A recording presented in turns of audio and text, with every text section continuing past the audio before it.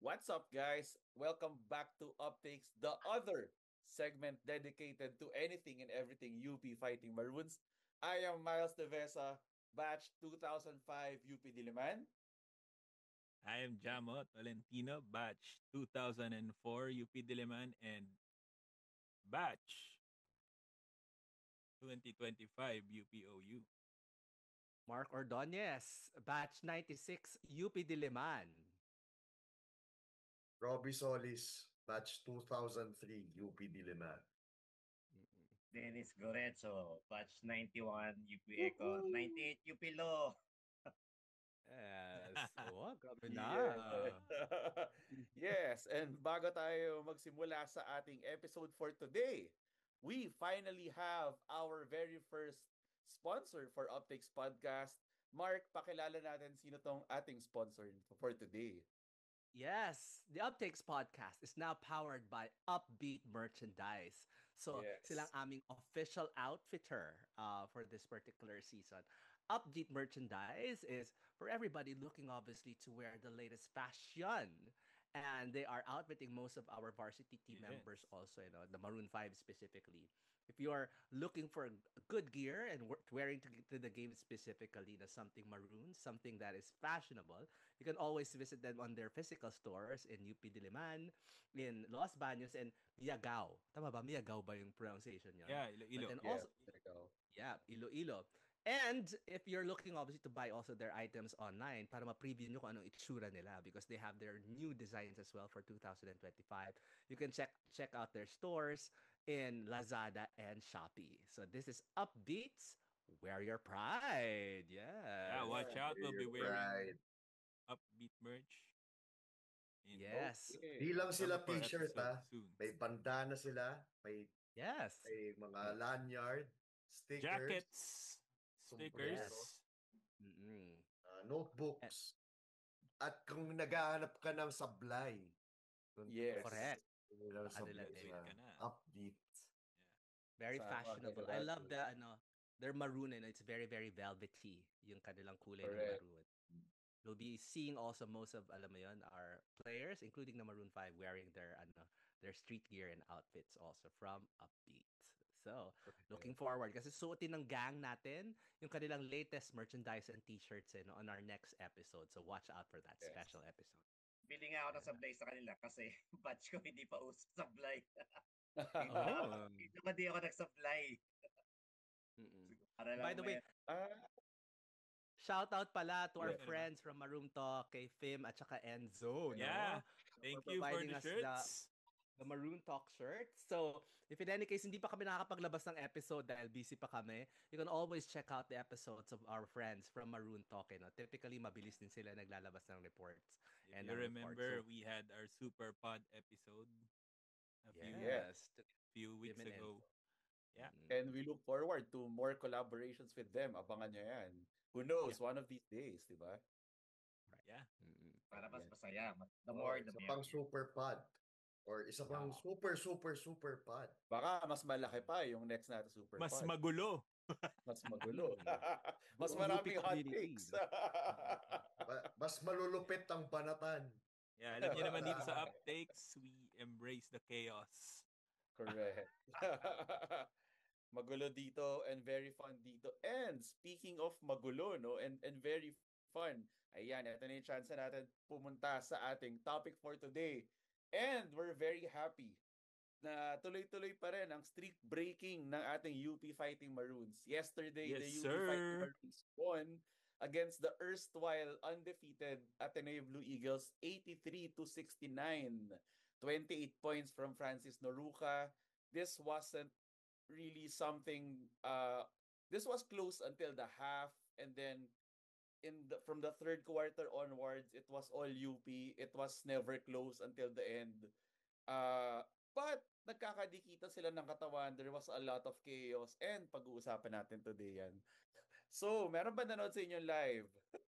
Yeah. Si Mark, meron tayong Ayan, isang no? podcast member, ang ating Lucky Charm, na na-feature sa TV for the third consecutive UP game. Yes, lahat ng promo kinolekta na. Oo, nag-rap nga, Mark. Yes. Ganun na siya.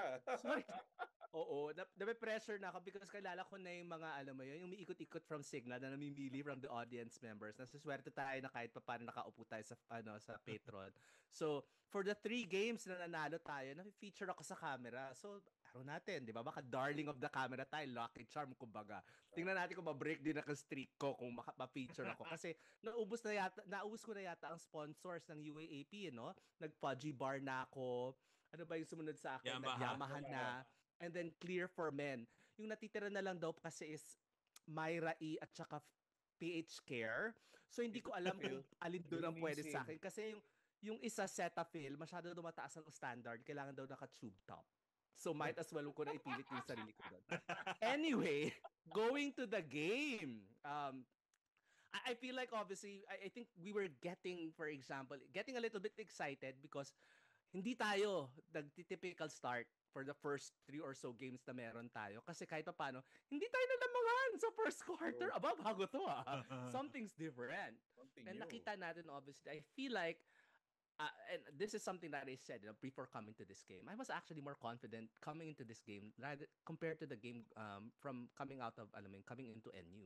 And the reason behind is that when the buzzer was heard after that NU game, I felt like we found our identity back. This is how we won our games in the last few years. This is how we won our championships, no? By really activating our defense, diba? And really, alam mo yun, talagang putting our heads down and trying to work as a team on how we can figure out, alam mo yun, getting by and getting that particular win. This time around, I feel like the boys were more confident. I feel like the boys are more prepared. They know already exactly what their roles are in the team. And it was just up to execution. And after 2 quarters or so, Ateneo wasn't able to do anything more and to manage the adjustment. Jacob Bela, a really role player with 0 points specifically, but you can really see the difference that he put in with how he defended, diba? One of the key scorers and the offensive options of Ateneo Blue Eagles with Dominic there. So that is one of the key things that you can really see. But there were other stars as well for this particular teams, and I can leave it to you guys to highlight those people too. Yes. So galing nung defensive effort ni Jacob, no. Last season pa natin nakikita 'yon. He actually did a Rayland Torres from last season's finals. He defended so hard. He defended Dominic Escobar so hard that he cramped up. Parang yung shades of Rayland from defending KQ last season, no? Yes. So, galing. Despite tallying 0 points, it showed in his plus minus. Maganda lang din sa Last game. 21. Yeah. Lahat sila may playing time. Di ba? Pag tinignan mo, lahat Not all. Pero ang nasa stat sheet kasi Maraming pinalaro. lahat maraming pinalaro. Ayan. Pero we did not see Josh, we did not see Mark Belmonte. Yeah. We did not see LA. Jan, yeah. And Jan who is, siguro nga hindi na nilagay dito yung walang play, hindi naglaro. Yeah. Sa stats. Yeah. You can really tell, no, na coming into this particular games, they had their roles to play. And you can see, for example, how, and it was discussed also earlier, how Ray and also Harold complemented each other. There was a discussion earlier, di ba? Parang na-mention natin yata, Jamo, about maybe in the last seasons, having JD and Harold playing together sometimes. Parang sometimes they need, for example, the ball to actually make it. Yeah, because they're both ball time around- dominant players. Yeah. And maybe Miles, we can speak about that also, no, a little bit too. Actually, maybe Ray Remogat is the perfect point guard for to complement Harold this time kasi Yes. it shows in their point Their stats, production. Totoo. Ray with another monster game of 20 points. 8 assists. 8 assists. Yeah. And then si Harold Alarcon, 17 points. With 15 of them, no, binuhos niya nung first half. In the first half, when Ateneo was still keeping in pace with UP, doon talaga nagsimula mag-take over si Harold, no? So when the system wasn't clicking yet, Harold was imposing his talent on the Ateneo Blue Eagles. Whether it was Sean Tuanyo, whether it was Yeah. Dom Escobar, I Harold loved it. scored over them. Naging Kobe Including that Bryant si Loved Harold it. one. Alarcon. Yes, Yeah. he Mamba Harold has scored been one mentality. play showing on this. Tuanyo. Harold has Yeah. been come to think of it, Harold has been performing really well pagkalaban Ateneo. Totoo. Alala niyo yung sa season 85 when Yeah. Mm-mm. That's true. 'di ba? And Big shot after big shot eh. totoo. Including that, yung memorable play, yung binalock ni Zave, di ba? Yung layup ni Ah, Kun, yung dunk ni Kun, which led to a Harold 3 eh. Harold Alarcon. It Oo. was the crucial play of that game eh. Yeah, But going back to the game, agree ako sa sinabi nyo no, ni Mark na actually we've never seen Harold play this well when his point guard is also playing well. I Mhm. think this is the first time we've seen Harold pour out this many points. Pero yung point guard niya, ang ganda rin ng laro, 20 points, 8 assists, 6 boards. And hot take lang siguro. Maybe something we can infer from this, no. We've talked about this in the off season, but this is the first proof, or this is the first Of a proof Harold of takeover. yung sample na it's really possible na Harold can take over even when the point guard is also Yeah. performing well. And it's because I think this we're not saying na Ray is probably better than JD. If syempre iba pa rin JD Kagulangan, but what we're saying is Ray Remogat might be a better fit. It's mostly because, well, at least in my opinion and based on the eye test, no. Si Ray Remogat kasi is yung MO niya is more of a jump shooter than Yes. JD na penetrator talaga. So when you have two penetrators, Harold and JD, parang nagsasapar, parang they're just taking their turns eh. Oh, Whereas iisa lang naman kasi si ang bola eh. Remogat, totoo, kasi isa yung bola. Whereas si Remogat, he'll probably be more content na mag-abang sa tres, no, while the ball is moving around and while Harold is doing his thing, no. And that led to those threes by Ray Remogat, which actually increased our lead, no. Yung mga tres ni Remogat were crucial three-pointers na yun yung nagpahabol sa atin in the second quarter, and then later on yun yung nagpalaki ng lamang sa atin. Yeah. Mm-mm. Another dominating performance as well. There were some doubts if we have the right FSA, especially for some members of the community. But Francis Noruka showing up and playing big in that Ateneo game. Impeccable free throws, immaculate. Mhm. Only Yeah, One miss. only other FSAs can wish to have a night such as that, and hopefully hindi maubos. But that was something great. He was attacking the boards. He was doing Wala silang everything. Defending Kimani Ladi, alam mo yon, defending some of their other bigs as well. He can find the mismatch as needed, and it Mm. was really, really dominating also on rebounds. So great job on that one. Something to be proud on, Franny. So looking forward for a lot more games such as that. Yeah, basically pinag-ano niya eh. Yung performance niya dun sa past two games, 'di ba 14-14 yung dinog. Pinagsama lang niya eh. Mm-mm. Yeah.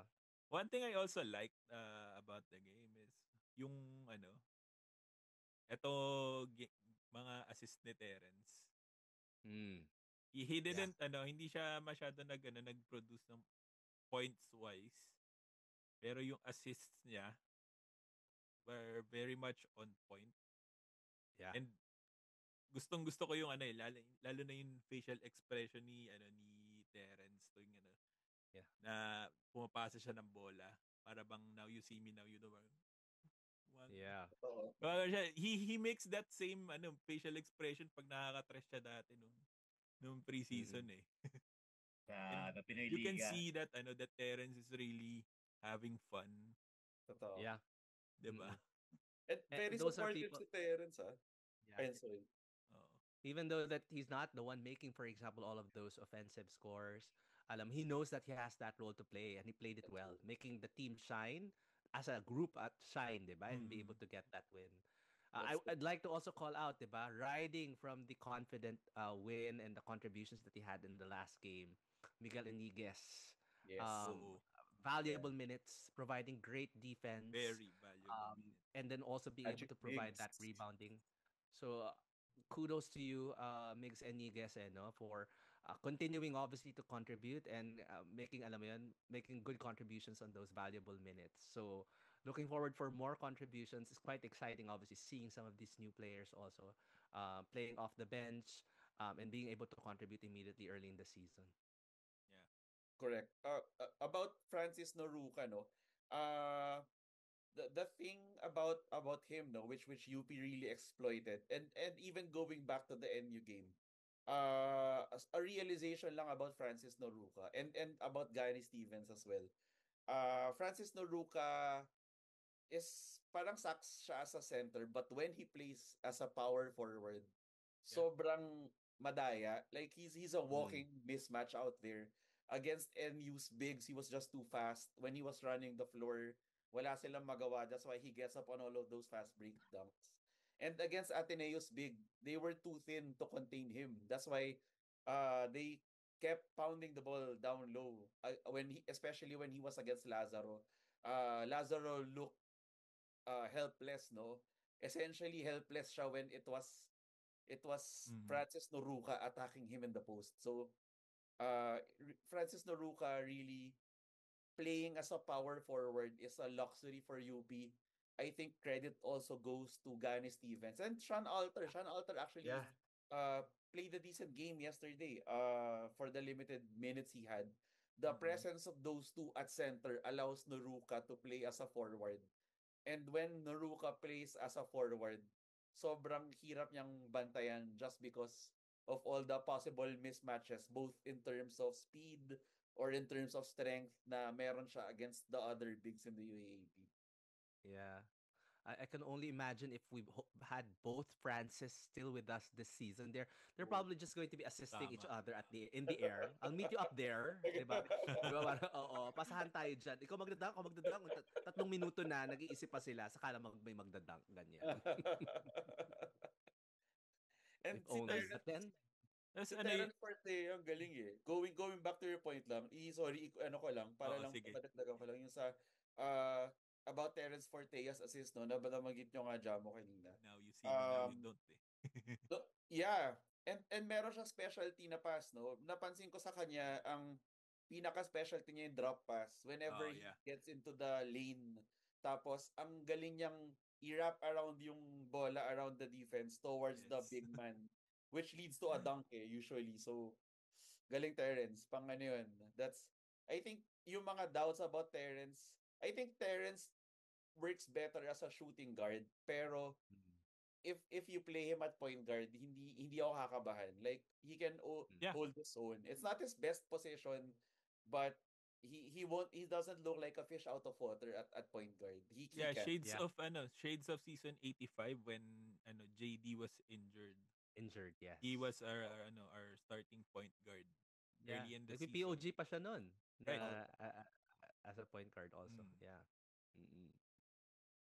But overall, alam mo, a great game. Arguably, probably the best game in the UAAP Season 88 so far. It was clinical. It was a masterclass. This is the identity that I'd like to see UP to continue in terms of how we Last play. No? game. Hindi yung cramming maroons, di ba? Hindi tayo nagpapatambak sa Round simula. mo.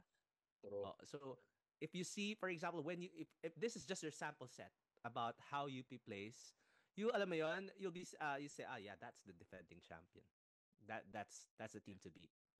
If this is the only sample that you'll be able to see, but it's still a Nakalead pa very very sila. long Nakalead season. sila, no? Ng, in the first Oh quarter yeah, pa. 7. uh, Nakalagay na 7 Ateneo no second Oo, half. yeah. yun. Yeah. Once we Tapos took Harold over happened. that lead, we never looked back. Yeah. Yes. Mm-mm. By halftime, 2 points na lang. 2-point lead. Tayo. Tayo. Yeah. So, we were leading Bumalik all ka. three, first to third quarter. Mm-mm. Na-outscore lang nila tayo by 1 sa, Then last Yeah. quarter. It was a chess match, especially at the It beginning. was. And I was looking at it and I was like, this is a great game because you can really see, for example, two thinking coaches, Totoo. and the Mhm. coaching staff obviously trying to see, okay, how can we play our elements on the court? And in the end, alam mo yun, we really just executed really, really well the game plan that we had. We came in here with a game plan that really, really worked. And I feel like, obviously, especially coming from that NU game, when we found, for example, our mojo back, that in terms of execution, it was much, much better already because the Yeah. confidence is there. So, yeah. Kahit si Coach Tab, na-recognize niya, he gave praises, di ba? For Yeah. UP's game. Lalo na yung, na-observe naman natin yung physicality ng UP. Hindi, very apparent na kita mo na hindi siya yung yung larong barubal. It is just pure physicality of the basketball game. 'Di ba? Sabi pa, ano ba sabi ni Coach Tap? Kung hindi mo kayang in English, if you don't know how to to play physically, then magano ka na lang. What the hell are you here for? Wag ka na lang mag-play ng sports. Parang ganun yung Yeah. oh. Something to So, that Parang tone. ganun kayo niya. yeah. Yeah. This is And for the physical UP na gusto natin and gusto yeah, nating mapanood in the future games. It has yeah, always and for been the brand of basketball that yeah. we were trying to Yeah. play. Totoo. Oo, Very yung physical, legit, in hindi your yung face pressure defense, 'di ba? hindi yung nananakit puno, mga ganun. Gulat ka ako, 'di ba? Parang first or second quarter pa lang nagtatrap na tayo. Oo. Yeah. Simula pa lang. Simula pa lang, inaabangan na natin. Pagtawid pa lang ng bola sa half court, nakagana na si They were Bailan sa really ball handler. they were Yeah. really playing like naghahabol. Oh. Totoo. Yeah.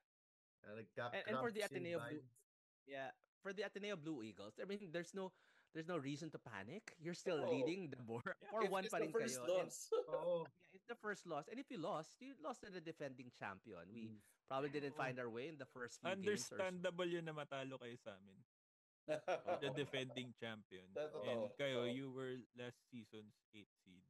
And So, alam mo, at least, di ba, no. it's still early in the season. There's still some chance to grow. I think what they really need to do is focus on their next game because now Yeah. that we were able to find maybe a chink in their armor, actually a very large chink, then the UST Growling Tigers can also exploit that You in know, their next game Saturday.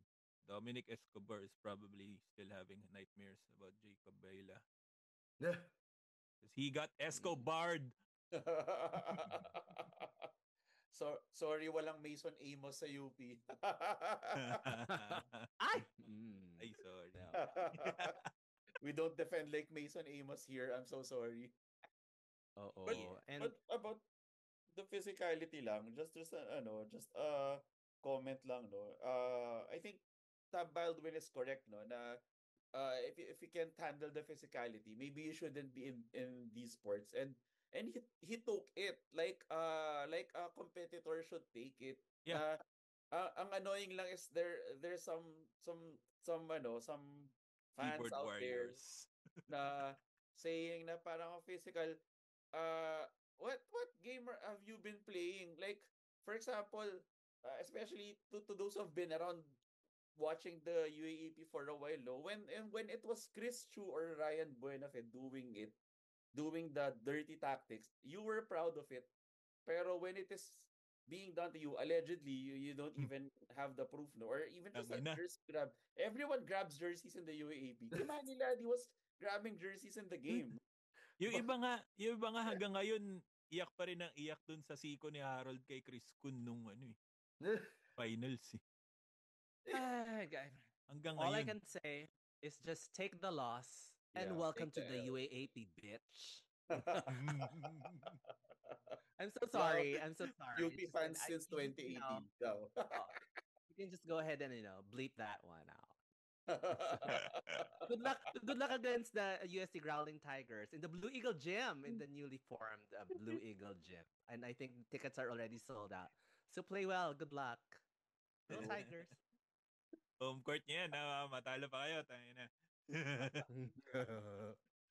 Very Pero interesting kudos, nga yung Ay, sige, Yung, sige, things. yung bigyan din, actually ako gusto ko i-credit kasi yung intermission numbers. Kasi magaling nung Oh. ginawa Oh, nila, right. di ba? Yung Ah, chant Right. na ang Mad corrupt shout ay out to kulong the Ah. blue corrupt.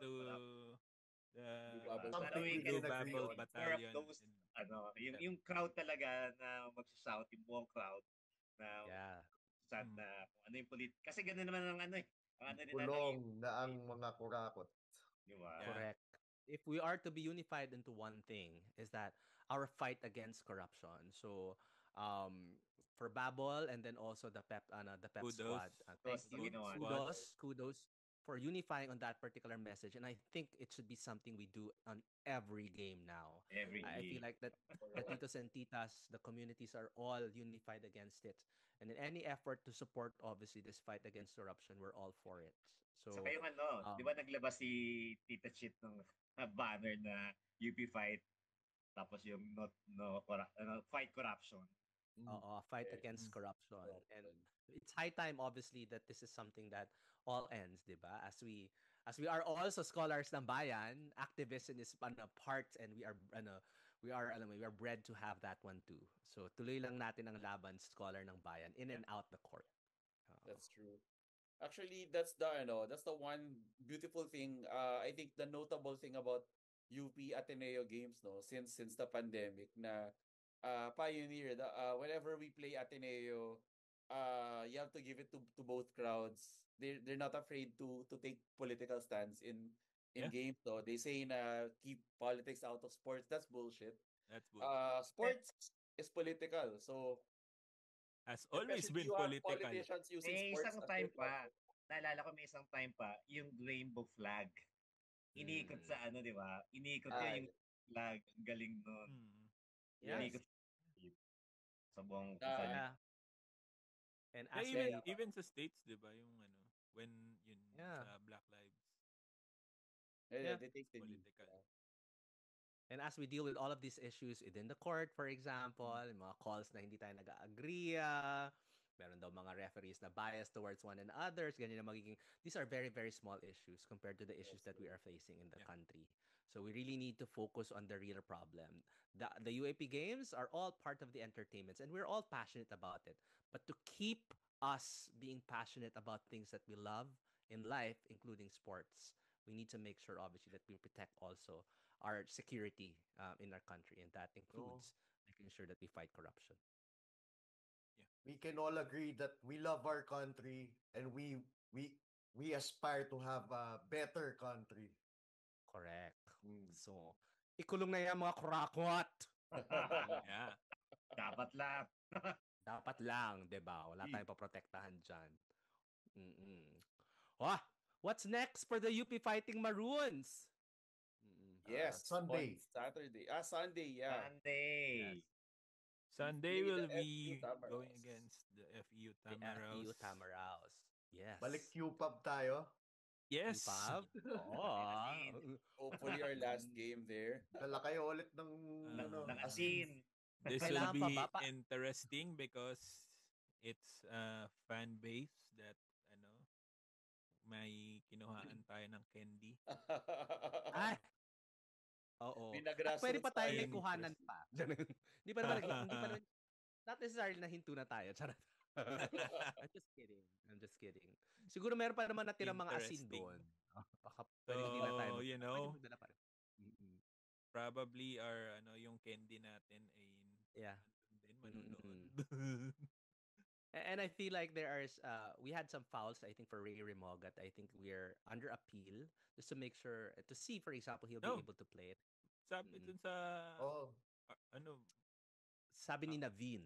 sabi ni Naveen. Yes, Naveen na report. article niya. So, we'll wait for the naman siya. official news about that also. So hopefully we'll get to see Ray Remogat play. Because this Sunday. all disqualification are reviewed. Hindi naman lahat subject to ng review. hindi Hindi siya naman automatic. Yes. Totoo. And And with there's- that, ang prediction, UP will win. Yes. Oo. siguro naman. Wala naman tayong prediction naman. dito na UP will lose, di ba? Hindi Hindi ba pwede tayo nagkaroon ng bigyan prediction na prediction. UP nung Kaya nga, Kaya, ano na to, paulit-ulit yeah, eh. since the last time we faced them in Phil Oil, Okay. the notable addition lang dun is